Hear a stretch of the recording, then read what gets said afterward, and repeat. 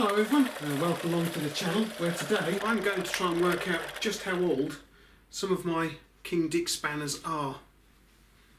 These things here I've been picking up from the car boot sale over the last few years, and I'm going to be using the history of the adjustable spanner book that I found online.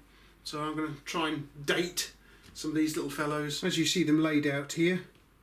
This one here is the oldest, and this one here being the youngest. Okay, let's get into the video and see just how old these little fellows are. This particular wrench does appear to be based on a design by Billings and Spencer. They patented this wrench in 1879, and as I say, it just looks like a complete copy of a said wrench, so it must have been quite a good design. Anyway, what we're going to do today is we're going to start with the oldest wrench in my collection, this one here. So how do I know this is the oldest wrench? Well, let's have a look. We can see it's got some nice rounded edges on here, something that would disappear in later wrenches. And we also have, you just about make it out there, the Bulldog wrench emblem. This was the Bulldog all by himself. I believe it's got King Dick stamped underneath it. This is a fairly worn example, but as we can see from the picture here, it should have King Dick written underneath it. What else have we got on this one? Turn him over. Steel. And for some reason or another, a previous owner has not only stamped 7 on it, but we also have an M stamped on the inside of the dynamic jaw here, and on the main frame itself too. So this little Bulldog here means that this wrench was made sometime between 1881 and 1885. So we can put a date to that one then. And also, if you notice, we don't have a spring in here. Okay then, let's take a quick look at the book that I was referring to. You can see a preview of this on Google Books. It's not the whole book, mind you, just a few pages of it, enough to be useful in this case. And we'll start to take a look at the rest of the old spanners here, and we'll see how old they are. Okay, so we know this is the oldest one, so put that to one side, and this one here is the next oldest one that I have. So taking a look at the book then, we have this one here, which is the wrench that I have right here, and it says here 1885. This one has a little leaf sort of spring going on in here, which mine is quite clearly missing, as you can see just here. Look, if you take a look at the roller here, the adjustment roller, you'll see there's a little bit machined proud, and that is to sit inside the leaf spring, and it stops this basically. The springs stop the wrenches from doing this, but obviously over the years mine's gone missing. This one was owned by HHY, whoever he was. He has also stamped it in other places too. Taking a look at the neck on the dynamic jaw here, we can see he has stamped E16. Don't know what that means. And he's also stamped it on the jaw just here, E16. Probably not the best place to stamp it, because as you can see it's being worn down with use. So what that's all about, I don't know. This wrench is marked as number 1, and it has the second trademark that was used from 1885 onwards. What have we got over the other side? This is an Abingdon, but we've got the little Bulldog. You can just about make him out there, look. And it will have King Dick or Made in Britain under here. You can just see him there.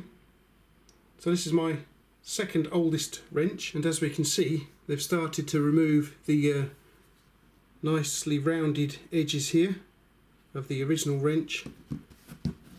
They've disappeared, not quite so rounded as you can see there from the two wrenches. This wrench here also carries on the 4 different grooves of the adjustment roller too.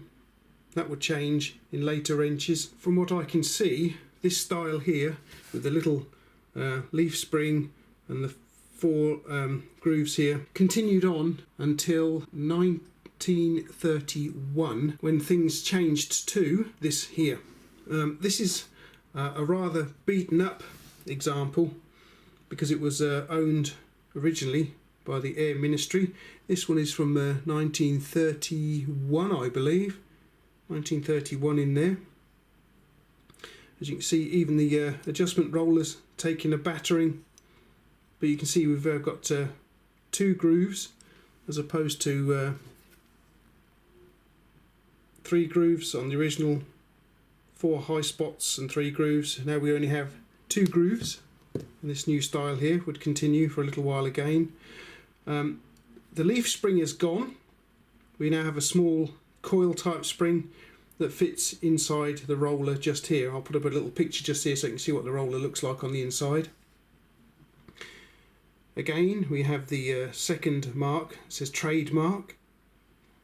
We have also the Air Ministry mark, 1931, when they were taken into service, and it may very well have had a like number 1 in there stamped on the neck of the dynamic jaw.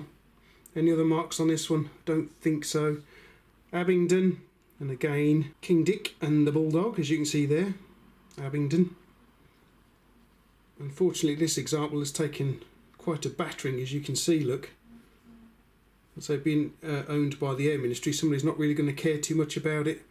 And like the others, I've had to straighten the neck because this was all over the place, like you know, nicely wide, not square at all like this. So I've straightened the jaws out on this one. So this is the as I say, the 1931 example, and I currently have 3 in this style. This is a nice dinky little one. I believe this is about 3 inches long, this little fellow. You can see the coil spring in here. I'll put up a close-up picture for you. Again, we have the trademark there. Flip him over. What do we have? Abingdon once again. King Dick there, look. This one's in a lot nicer condition. You can see the roller detail, the 2 grooves, 3 lands, as it were. This one is a very nice example. I'm just waiting for the cold and the snow to go away so that I can give it a nice polishing up. I did have to straighten the jaws on this one because they were bent, like a lot of these things are. You can see we have the trademark, King Dick just here on the neck. Flip him over, nothing on this side, but we do have the registered number just there, and again the 2 groove, 3 lands roller, and the leaf spring in there. It's a very nice condition, this one. I quite like that one. Got that from the boot sale last year, I do believe. Okay, so if you scroll along the book a little bit more, we can see things change again in 1946, and you can see the differences right here. This one I picked up a couple of years ago at the car boot sale, and as you can see it was quite badly rusted with some very heavy pitting here. So I thought this particular example was very, very old, but it turns out this is the 1946 onwards, and this particular style can be seen in King Dick catalogues up to about 1956 and onwards. So this is not as old as I thought it was. So it dates from about 1946, probably up to maybe when they stopped making them, I would imagine. Unfortunately, the rusting has taken away what would have been the little Bulldog trademark, King Dick, and any other markings it would have had on it at the time. Probably just that, I would imagine. You can just about make out King Dick on the neck of the dynamic jaw there, and you can see the difference in the roller too. The roller is also a lot longer, but again we have a spring at the bottom there to take out the backlash or free play, whichever way you want to look at it.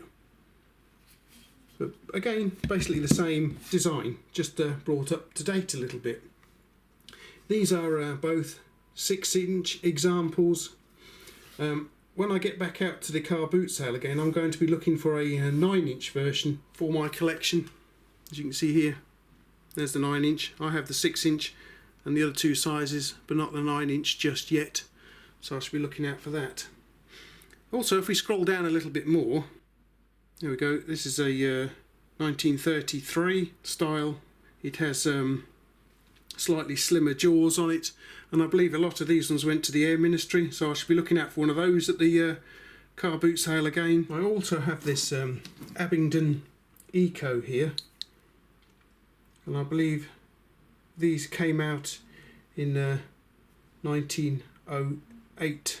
As you can see, they're not forgings, just stamped metal, so they're a little bit cheaper, hence the name Eco. So yeah, 1908 for that one then. Okay then, so as near as I can tell, those are the ages of my King Dick wrench collection so far. This being the youngest, which I thought was the oldest. Looking at the amount of corrosion and pitting on it, I thought it was just quite old, but it's obviously not as old as I thought it was. It's obviously been somewhere in water, I'd imagine, stored in water somewhere, or a very, very damp environment. Anyway, this little fellow is the oldest, 1881 to 1885. This one here, let's get them in the right order, that's better. This one here is missing its leaf spring, so I don't suppose I'll be able to find one of them anywhere. So what I think I'm going to do is I'm going to, I'm sure HHY won't mind. I'm going to probably make a little brass spacer to go just there, give it a nice polish up on my new fibre wheel. So that should be look a lot nicer after that. This one's definitely going to get a polish because it's in very, very good shape. As I say, the neck was a bit strained on this one, it was a little bit bent, but I managed to straighten it out. I believe I've got a video on that as well. At least I've got a video on one of the other Abingdons down there where I'm straightening the neck out. I'll put a link just here so you can go along and look at that, see how I did it. Right, and so just as soon as the car boot sales reopen this year, which I'm hoping is going to be probably next month, I hope, if not sooner, if we're lucky, I'm going to be out looking for more Abingdon King Dick wrenches, namely a 9-inch for my collection, which I don't have. And looking at them on eBay, they appear to be quite expensive too, so they're probably quite a rare commodity, I would imagine, because you don't see many of them on eBay either. But I will be keeping an eye out at the car boot sale, and you know, for a 9-inch, and more of these ones here, especially the older ones. If I can find some more older ones out there, that'll be quite good. Okay then everyone, well, thanks for popping over to Rathbone Manor once again to take a look at some of my vintage tools here. I've got quite a few down in the workshop that I need to be bringing up here, especially at the moment because it's been very, very cold and snowy over the last few days. They're not very nice at all in the workshop, so I brought them all up here in a nice warm studio so we can take a look at it without getting frozen to death. Okay then everyone, well I hope you found this video interesting. I might very well have to pick up a copy of this here book. They are available online. I'll have to see what I can do about getting one. Alright guys, so now we all know roughly how old these spanners are. Very interesting. I quite enjoyed researching that lot for you, and I do hope you'll return to Rathbone Manor in the very near future. Thanks for popping by, and thanks for watching! Get off!